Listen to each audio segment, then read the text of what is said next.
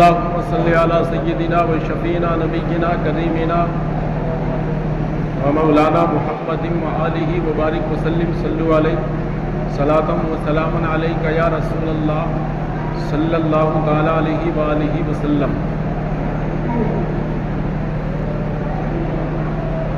دور حاضر میں مسلمان بہت بڑی پسماندگی کا شکار ہیں۔ زیادہ تر دیکھا جائے تو مسلمان ظلم و ستم کا شکار ہے۔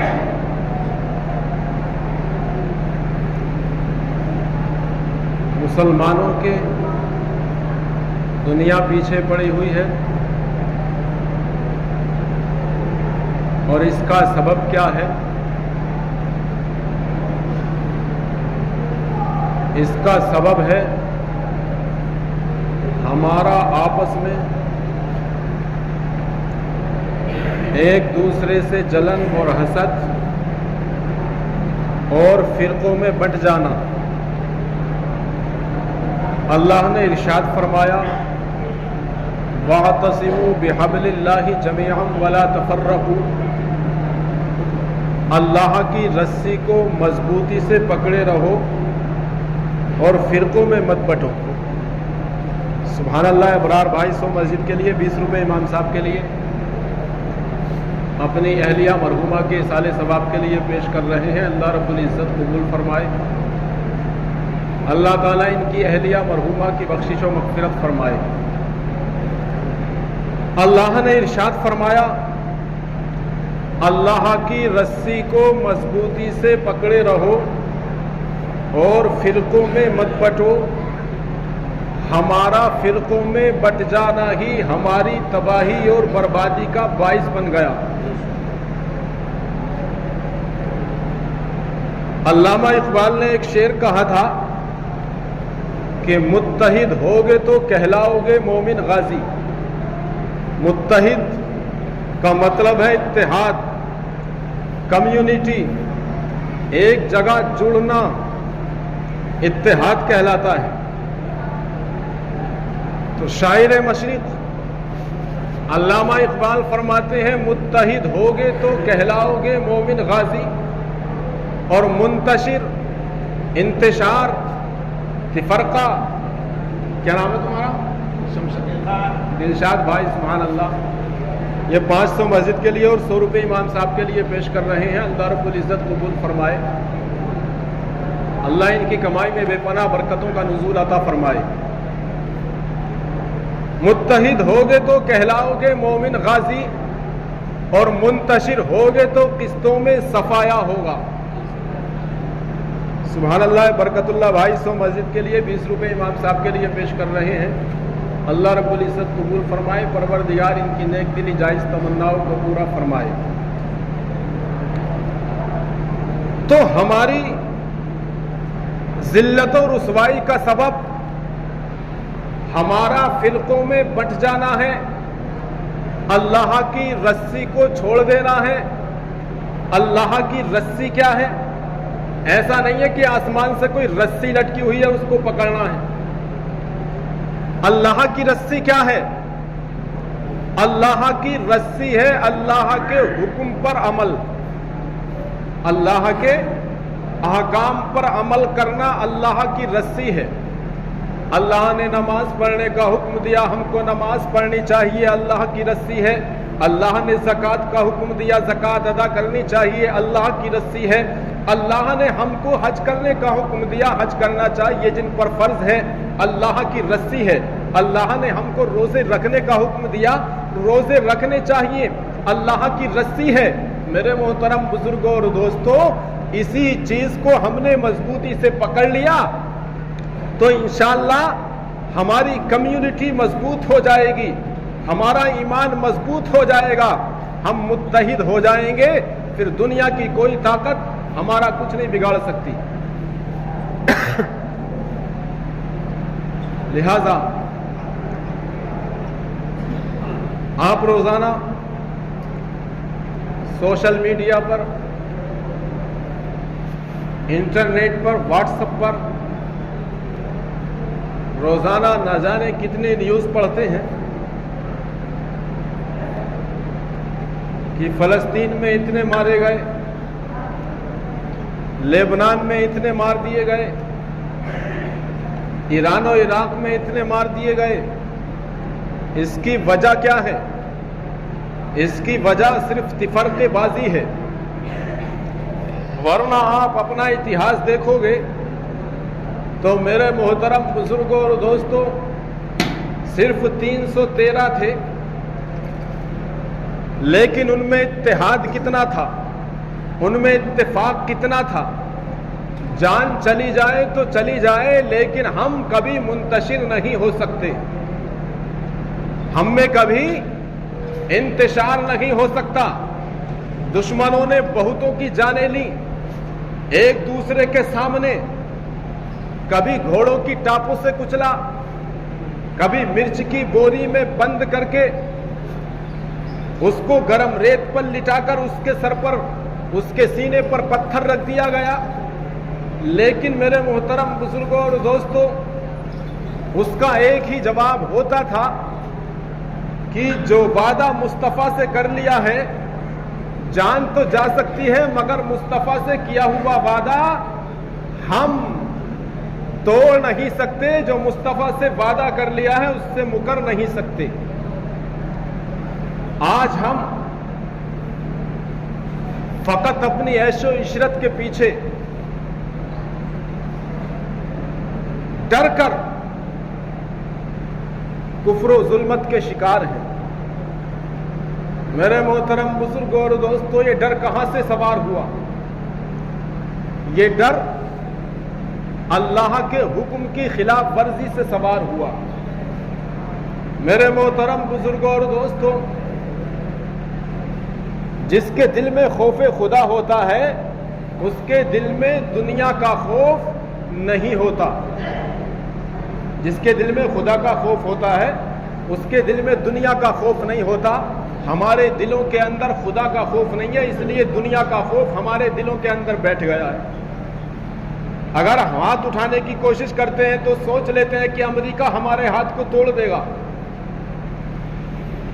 اگر ہم گھر سے نکلنے کی کوشش کرتے ہیں تو سوچتے ہیں کہ امریکہ ہمیں قید کر لے گا۔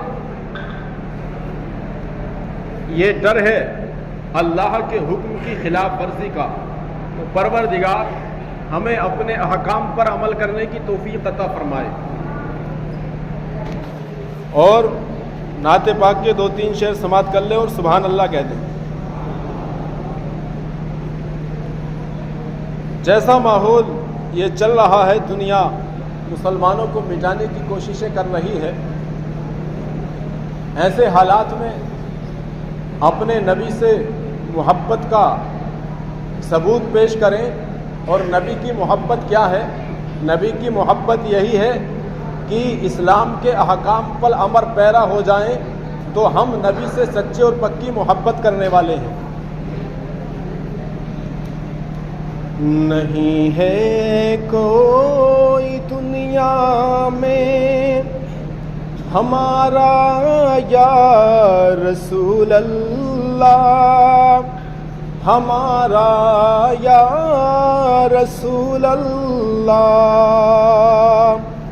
نہیں ہے کوئی دنیا میں ہمارا یا رسول اللہ، ہمارا یا رسول اللہ، نہیں ہے کوئی دنیا میں ہمارا یا رسول اللہ، ہمیں تو آپ ہی کا ہے سہارا یا رسول اللہ، سہارا یا رسول اللہ، ہمیں تو آپ ہی کا ہے سہارا یا رسول اللہ، سہارا یا رسول اللہ۔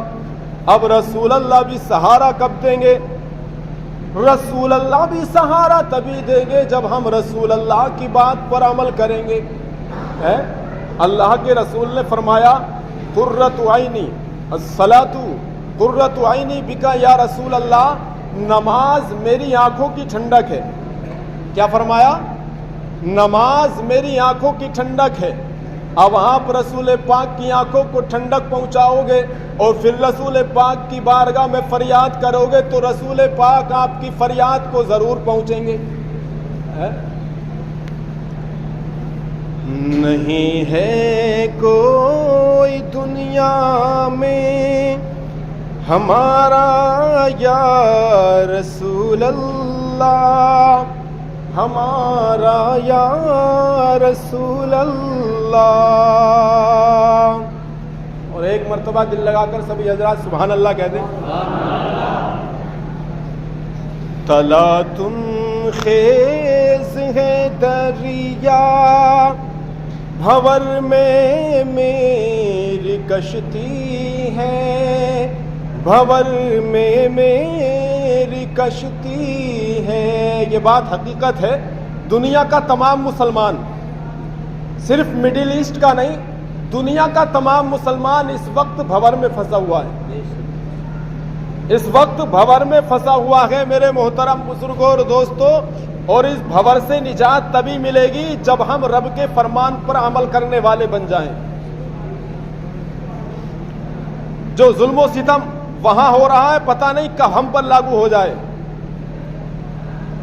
تلا تم خیز ہے دریا، بھور میں میری کشتی ہے، بھور میں میری کشتی ہے.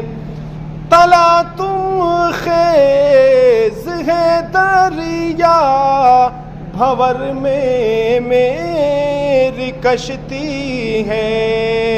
نظر آتا نہیں کوئی کنارہ یا رسول اللہ، کنارہ یا رسول اللہ. نہیں ہے کوئی دنیا میں سہارا یا رسول اللہ، سہارا یا رسول اللہ.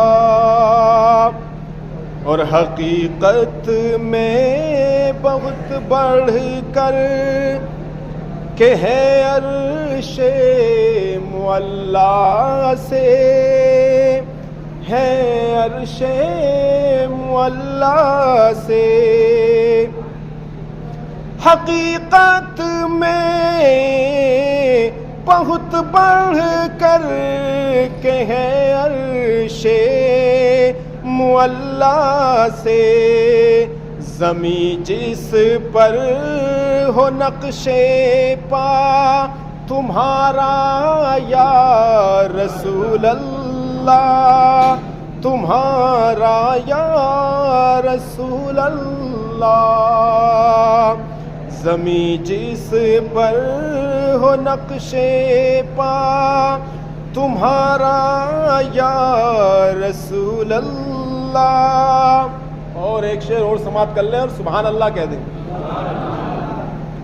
میرے اعمال مجھ کو لے چلے ہیں نار دوزخ میں، ہاں نار دوزخ میں. میرے اعمال مجھ کو لے چلے ہیں نار دوزخ میں.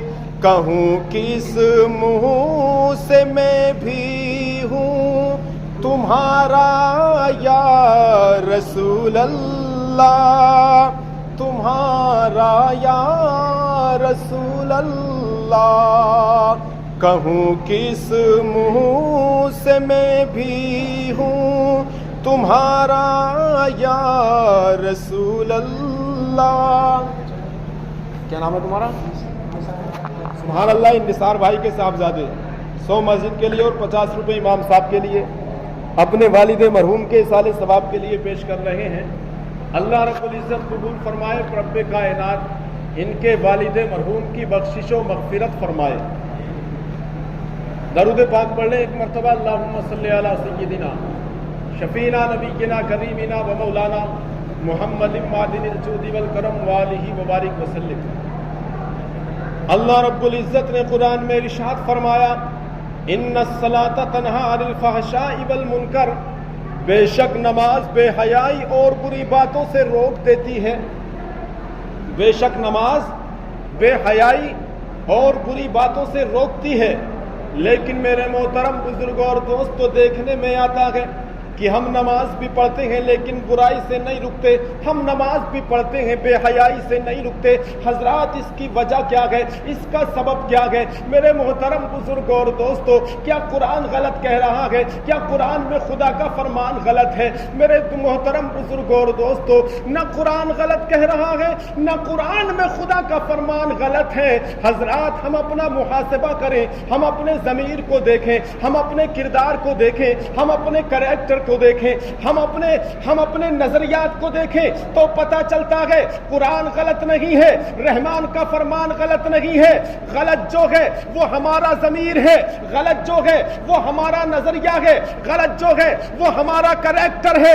اگر ہم نے اپنے نظریات کو درست کر لیا، اپنے کریکٹر کو صحیح کر لیا، اپنے اعمال کو درست کر لیا، تو قسم رب ذوالجلال کی، جب آپ نمازی بن جائیں گے، آپ نماز پڑھنے کے لیے آتے رہیں گے، تو خدا کا فرمان اپنی آنکھوں سے سچ ثابت ہوتا ہوا دیکھ لیں گے۔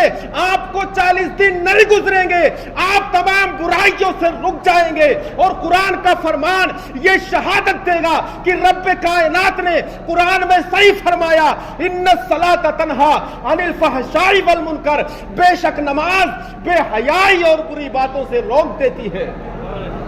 لیکن ہمیں صحیح معنی میں نماز پڑھنی ہوگی۔ سبحان اللہ، بھائی صاحب 100 مسجد کے لیے اور 20 روپے امام صاحب کے لیے پیش کر رہے ہیں۔ اللہ رب العزت قبول فرمائے۔ تو پتہ چلا کہ ہمارے کریکٹر میں خرابی ہے، ہماری نمازوں میں خرابی ہے۔ میرے محترم بزرگ اور دوستو، ہماری تلاوت میں خرابی ہے، ہماری زبان میں خرابی ہے، ہمارے اعمال میں خرابی ہے۔ ہم نماز پڑھتے ہیں لیکن نہیں رکتے۔ میرے محترم بزرگ اور دوستو، جب بندہ مومن صحیح طریقے سے قاعدے کے ساتھ رب کی بارگاہ سے لو لگا کر اللہ کے رسول کے فرمان کے مطابق 40 دن با جماعت نماز پڑھ لیتا ہے، تو قسم رب ذوالجلال کی، آقا کریم صلی اللہ تعالی علیہ وسلم ارشاد فرماتے ہیں، جناب والا، جب بندہ 40 دن تک نماز پڑھتا ہے تو خالق کائنات اس کے ضمیر سے ہر برائی کو نکال کر اس کے جسم و جسمانیت کو پاک و صاف فرما دیتا ہے۔ لیکن ہم نماز پڑھتے نہیں، پڑھتے بھی ہیں تو 1-2 ٹائم کی بات ہو، ٹائم ہو چکا ہے اور میری بات پھر ادھوری رہ جائے گی۔ وہ جو میں بتا رہا تھا جمعے کی سنتوں کے بارے میں، جمعے کی سنتوں کے بارے میں کہاں تک پہنچے تھے؟ پتا ہے کسی کو؟ کہاں تک پہنچے تھے بتاؤ، تاکہ مجھے پتا چل جائے کہ آپ نے میری بات کو ایکسیپٹ کیا تھا، میری بات کو قبول کر کر اس کو اپنے ذہن میں بٹھایا تھا۔ نیت سے تو بہت آگے تھے۔ سبحان اللہ، پورے سیٹ کے پوتے 100 مسجد کے لیے 20 روپے امام صاحب کے لیے پیش کر رہے ہیں۔ اللہ رب العزت قبول فرمائے۔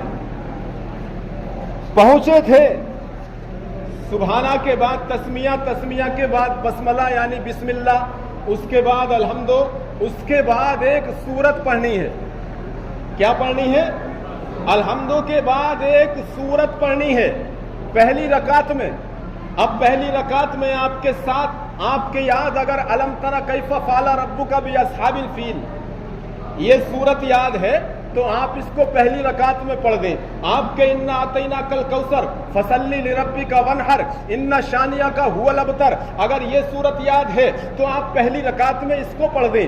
اگر آپ کے یہ دونوں صورتیں بھی یاد نہیں ہیں یا اور کوئی صورت یاد نہیں ہے, آپ کے صرف قل یاد ہے, قل کون سا ہے؟ قل هو اللہ احد اللہ الصمد لم یلد ولم یولد ولم یکن له کفوا احد. اگر آپ کے صرف قل یاد ہے تو میرے محترم بزرگوں اور دوستو پہلی رکعت میں یہ قل پڑھ دیں. اگر آپ کے صرف ایک ہی قل یاد ہے تو دوسری رکعت میں بھی الحمدو کے بعد اسی کو پڑھ دیں.